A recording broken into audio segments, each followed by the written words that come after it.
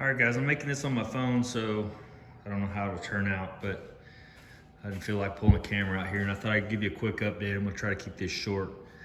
But if you follow me on Instagram, you know I did a couple of coats of epoxy primer. It was black. And then I just put 3 coats of this build primer on yesterday. And this stuff, supposedly it's supposed to build between 2 and 2.5 mils each coat, which I said I put 3 coats on there. I've never seen anything build like that except poly, but that's supposedly not poly. So I'll also tell you how I did this real quick, because this stuff sets up a lot like poly does. Like slick sand is poly, what I'm getting at. It sets up a lot like that in your gun, so you don't have very much gun time. So what I did was I set up, I made a quart. I made 3 quarts basically. I didn't activate, only activated the first one. And then sprayed the vehicle with the first quart. Came back, did the second quart, sprayed again. Third quart, same deal all the way around. That way it wasn't setting up in my gun. Now after the second quart, I took my complete gun apart and cleaned it out completely, took the whole thing apart. I started having issues on the third coat. I kind of screwed up, which is not a big deal, but I'm just telling myself real quick. I use these DeCups. Well, you see here I've got 3 different setups. I should have had 3 of these. Come out of there. So I should have used 3 of these just like that, and I didn't. I used 1 for all 3, which this stuff started to kind of flake, I think, as it was drying in the cup, and so it shot some of the flaky crap out into the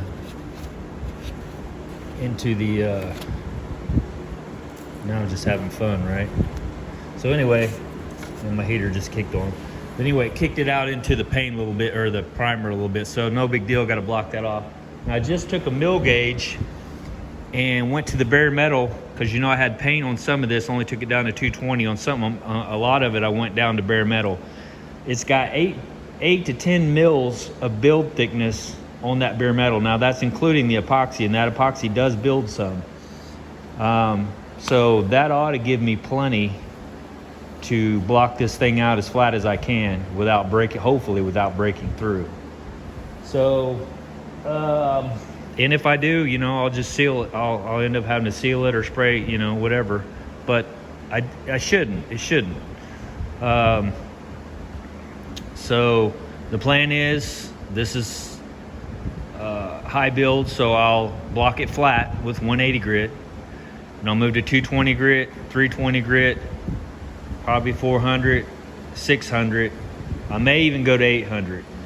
I don't know for sure yet, but hopefully I've got enough to block that, you know, to that level. Hopefully I got it flat enough.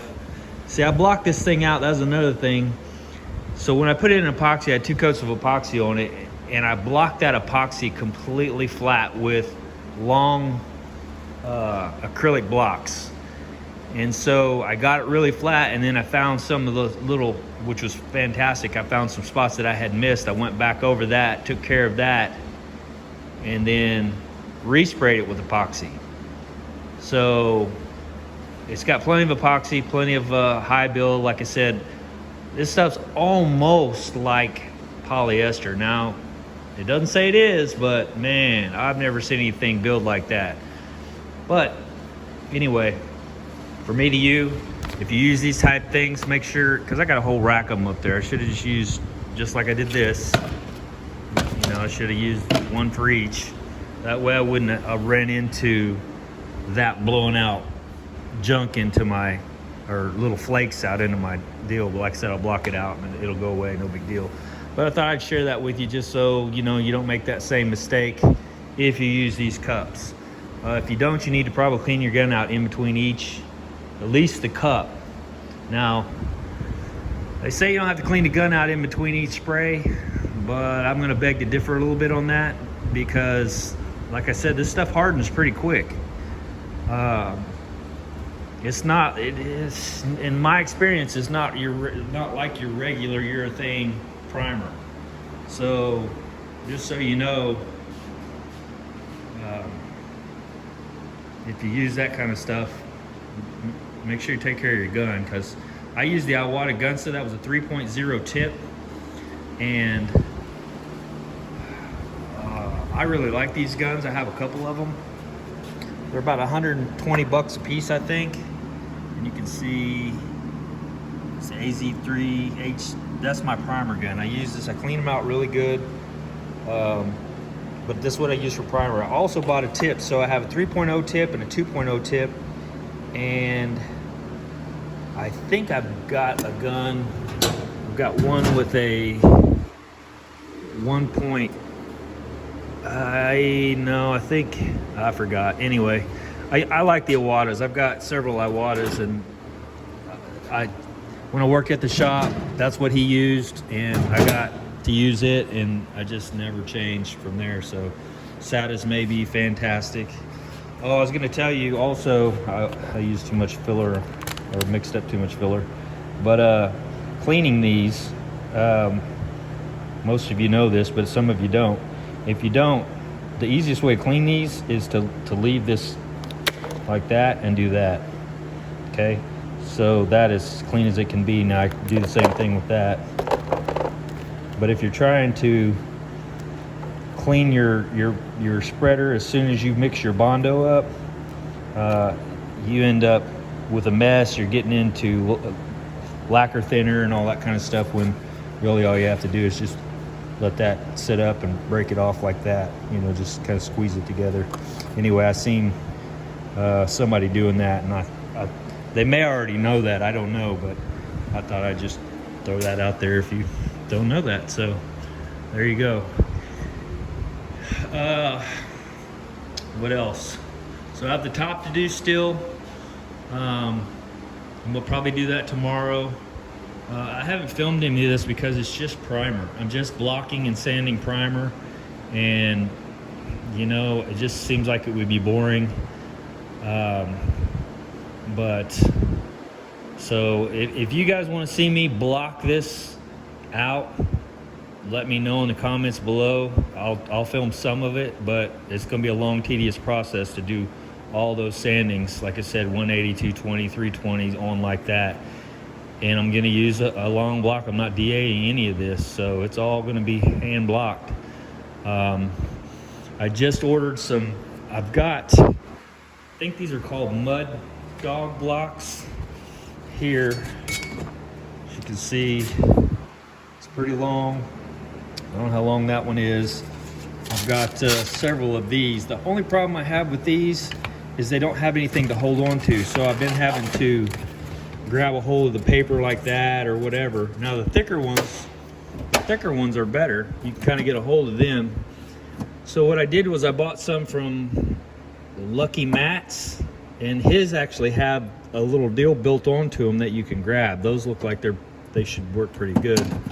But this is the latest greatest thing, and it seems to be making cars like freaking, that's what they're using to block SEMA cars down with. So they're hard and they're flexible, so it's the best of both worlds. Same with these blocks here, the same deal, and they have a handle on them. But you know, you've seen me use these in the past. Same deal, it's flexible, but it's got these rods that pull out. And then of course you got the rest of the Durablocks and soft blocks and stuff like that. Now I don't use these soft blocks until at the very end, like if I'm using like 600 or something like that to get, you know, just to fine detail stuff out. Because if you want the surface flat, you want to use a hard block. You don't want to use these squishy soft blocks. Anyway, my 2 cents. So there's that. So made the video longer than I wanted already, so I'm gonna cut it there. I've got a mess, but that's the way I live. So we'll do a little bit more tomorrow. I'll see if I can make a video of it, and then we'll let this cure. At least 2 or 3 weeks probably. Let it sit and just harden up before I touch it with sandpaper. because I don't want it to come back and bite me in the ass with any sand scratches or anything like that. Now this stuff, like I said, if it's like poly, it's gonna set up a lot faster and it's gonna kick a lot sooner.